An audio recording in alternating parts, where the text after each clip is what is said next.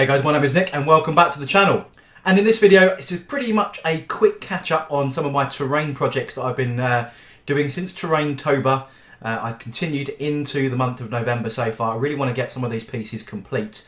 But I've been really enjoying building new terrain pieces and giving new life to some terrain that I've had kicking around for probably pretty much the best part of 10 years. I think that's when like the Bastion kits come out.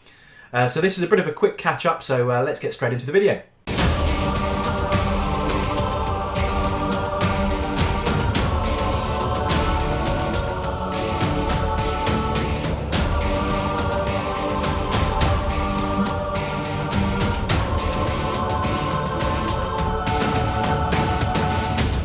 Before we jump into the pictures of this video and just run through what I've been doing, this is a big shout out to Rich and Dave over at the Warhammer podcast. They have joined the ranks of the Old Average Brit Gaming Patreons. Thank you guys very, very much. I know a few people from this channel have found their way over to your podcast. But if you haven't yet, I strongly recommend you go and have a listen. Each episode is about an hour long. They do a new one every couple of weeks. They're really good fun to listen to. And it's a bit of a light take on the grimdark is their main focus. So thank you guys very, very much. Really appreciate it. I never advertise and beg for Patreons or anything like that. If people want to contribute, feel free to do so. There is zero requirement to join those ranks. But thank you guys very, very much. But let's get straight into some pictures and let's talk terrain. So the first big piece that I've been working on is a combination of the Sky Shield landing pad, two bastions, some pipe work and a thermic plasma relay piece. The whole concept here, I wanted some height. I didn't like the fact that the Sky Shield on its own is just sort of a couple of inches off the deck. Trying to put models underneath that is actually quite impractical in game terms. So what I wanted to do, make sure I had something that I can place models on that typically would have the fly keyword to jump up onto these heights and also provide some serious line of sight blocking. As you can tell from the colour scheme though, this and some of the iconography, this particular piece of terrain was themed towards my old Space Wolf army. That Space Wolf army has long since been sold. So what I'm doing as part of the refurb of all my terrain pieces is, as well as basing them using some various techniques, if you go and catch my Basilicanum guide and also go and check out Luke's APS for the ground cover formula, which is basically a combination of sculpt mould, sand, tile grout and real dirt from the back garden. But as you can see, what I've tried to go for here is something that's a refueling station built onto the landing pad as well. So as you can see, that thermic plasma piece of terrain on the ground floor, and that's piped up to deliver, consumable versions of plasma power things. That's the other part of the terrain kit, are these little weird cylinders, which you assume are going to fit into a power socket or some kind. Also on the ground floor then, there's a couple of little bits of barricade there. What I'm going to do is put some oil barrels into there, so that will look like it's sort of oils and lubricants for that particular aircraft.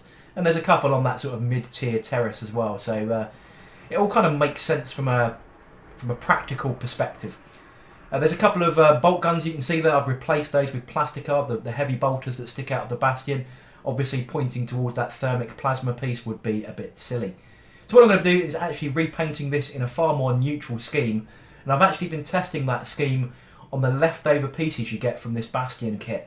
So there's a few bits and pieces that you don't require, which were left over. So I've cobbled those together into a smaller turret and just working on the colour scheme for that.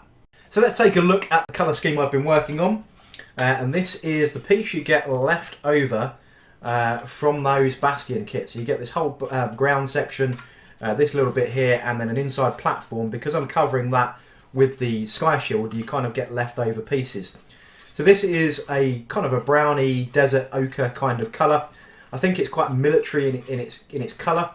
Bastions, if you read the background and so on, are actually dropped by like a drop pod, like a big landing craft will just dump them and they actually land and form a bastion or an improvised defensive turret, a hardened defensive turret on your battlefield. So as you can see, I've started painting all the details on the inside. I think you just about make that out on the camera.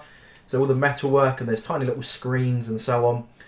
There's a few bits I'm going to do to the door section. So there's these little consoles that are down the side. I haven't quite finished those, but I really wanted to test whether I like the colour scheme or whether I should have gone with something maybe green. But to be honest, I quite like the way this has come out. And this originally was in the same scheme as that Bastion landing pad that you've just seen in that Space Wolf grey colour. So that is another piece that I'm going to be mounting on some 12-inch board and seeing where we get with that. So I'm sure that will form a nice little, you know, you can get 10 guys on the top of there on a 12-inch board. We can make something a bit more dioramic and a bit more thematic out of that. So that's where we're at with that, and that's going to be the scheme that I'll apply to that Bastion landing pad. On top of that new constructed Sky Shield landing pad Bastion combination thing, I've also been working on a number of other pieces. Again, exactly the same as I mentioned, I think, in a previous video. These were all badly or not mounted at all lumps of the old terrain kits and Games Workshop, and I'd made them into, you know, this kind of glued together humble mess of buildings, really. What I've done is broken them off of whatever they were mounted to before, if at all. A lot of them were just sort of L-shaped ruins, just not stuck to anything. They were just floating around in a green storage bin in my garage. And all I've done is given them a new lease of life, again with this ground cover formula. And then they're going to get a bit of a repaint. So maybe not all of the repainted parts of this, but certainly start picking out the details. As you can see, originally when I painted this 10 or so years ago, whenever this terrain came out, all I did was spray it black, and I think this one's been dry brushed with like a brass colour, and that was it. No details, no nothing, and just painted the insides and the floor sections in like a dry brush grey, and that was it.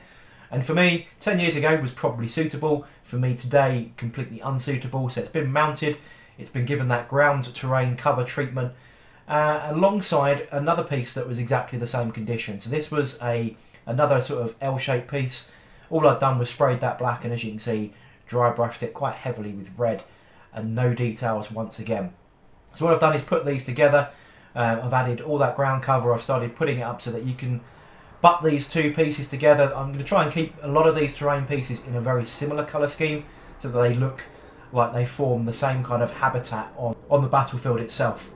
And what this means is that I've got a mixture now of sort of military looking buildings and civilian looking buildings, so that I can run games that are sort of themed around either a pure city fight where there has been no military involvement other than being occupational forces or attacking, or they could be like a civilian environment, or they can be entirely used for kill team.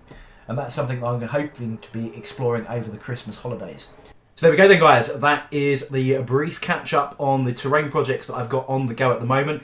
Still plenty to paint, still plenty to recover, still lots of parts still knocking around that I really want to put into some new 12x12 squares, make them modular, especially around the Sector Mechanica stuff. So I've actually just borrowed a saw and a decent guideline so that I can cut some more of these 6mm MDF boards up, ready to go for the next bits of the project. But yeah, I'm really looking forward to getting these onto the tabletop and actually getting some games on them, because I think it will look epic on a battle report. I'd love to hear from you guys in the comment section what you think of the terrain pieces so far. And if you have any of your own projects that you're running at the moment, terrain focused, feel free to come and find me on Instagram. All the links are in the description below.